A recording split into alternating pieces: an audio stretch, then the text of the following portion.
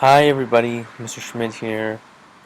Uh, just thought I would do a quick screencast about the Marshall McLuhan and technology assignment because a lot of people are having trouble with it. No shot of me right now, it's a little dark. You wouldn't be able to see me anyways. So let's get right to it. So if you look under your table of contents, there's a couple things here that don't fit in quite right with the other units. The first would be the post-World War II. Post-World War One, Roaring Twenties, Web 2.0 assignment. A lot of you have gotten around to doing that now, which is great. Then you get into the Dirty 30s, go through all this. And then when you get into Unit 5, you have another sub-module. And the reason there's a sub-module is because it was kind of added late to the core curriculum. But an important module nonetheless. So the way to approach this, first of all, Marshall McLuhan, pretty famous professor at U of T, kind of homegrown from Winnipeg, taught, throughout the 60s and 70s, kind of coined a very important phrase that is often thrown around and sometimes misrepresented, which is the medium is the message. And he is kind of often cited for, in terms of his prophetic voice when thinking about technology. And that's kind of why we're studying him, because he came up with a certain framework that is helpful when thinking about the development of technology and mediums in general. And of course, we know he's important because they named a school after him. If you get a school named after you, you probably did something pretty significant. So your first clip here, let's just go through it. You're, again, in here, you got 1, 2, 3, 4, 5, 6 different tabs to hit, and then a Dropbox assignment. This is just a video. Okay, you can go to it and you can watch it. You can see Marshall McLuhan. It's fun. It's interactive. It will take you 7 minutes, and it also kind of puts him into context with what was going on and how he thought the world was changing dramatically because of new mediums like television. This is well before the internet existed. Okay, this is a spreadsheet, or sorry, a worksheet that kind of goes through his 4 questions, and uh, the 4 questions are: what sense or body part does the new medium type of technology extend? What does it make obsolete or useless? What kind of human condition is retrieved by this type of technology? What does this technology reverse into if overextended, or what does it create a longing for? So to really understand these 4 questions, you're going to have to do a little bit of work yourself.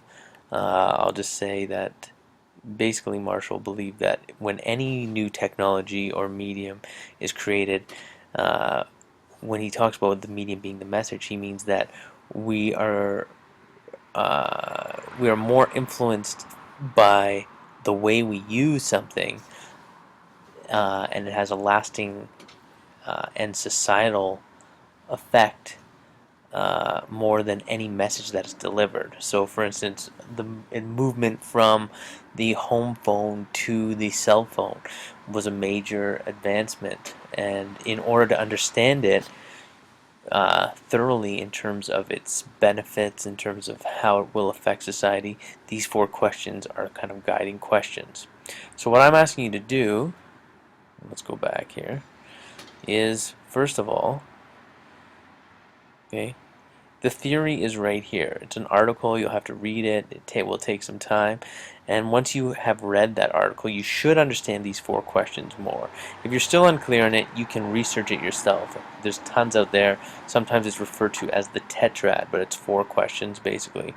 And then to help you out even further, I give you a link to a video clip which we are not going to watch right now, but which you can watch. And basically someone decides to go through social media, and I think they talk a little bit about Facebook. Yeah, it's great. You love it. Okay, and then, so, again, to put it into context, article, 4 questions.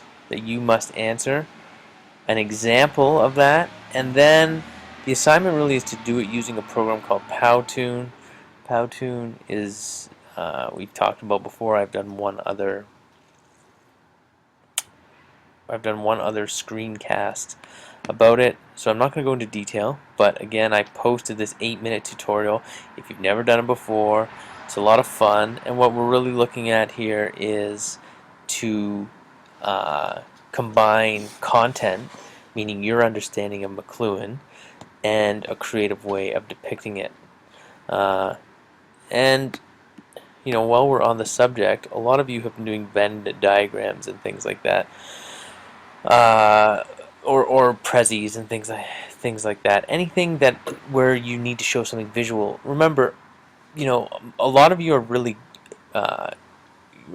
strong students and are producing great work. And when you're asked to produce a visual, try to think of the way that form can kind of maximize the information that you're presenting. So I noticed, for instance, in the timeline, a lot of people just kind of used an online tool to do the exact same, or almost to replicate the kind of timeline you would find in a book. And so you had a picture and a caption, which is fine, but because you're online, you have this tool at your disposal. You may as well use it to search for interesting clips and interesting graphics, and really exploit the online component of it. And that's what you're being asked to do here as well. If you just throw a bunch of words up and pretend that the Powtoon is a PowerPoint, then you're really not using the tool the way it's supposed to be. So yes, it will take a little bit of getting used to and a little bit of experimentation, but that's kind of what learning is, and you're supposed to be directing your own learning. So that is part of the expectation. Okay. Final step, Dropbox.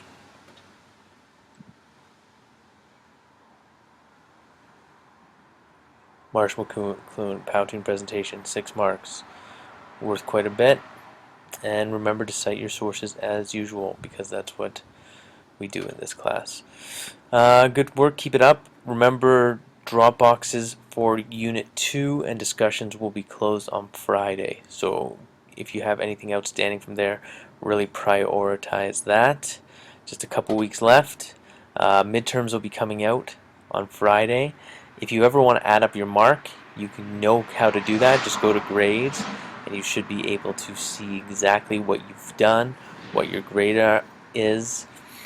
And if you want to add it all up, you can add it up and figure out the percentage that you currently have in the class, and also the percentage of the course that you've completed.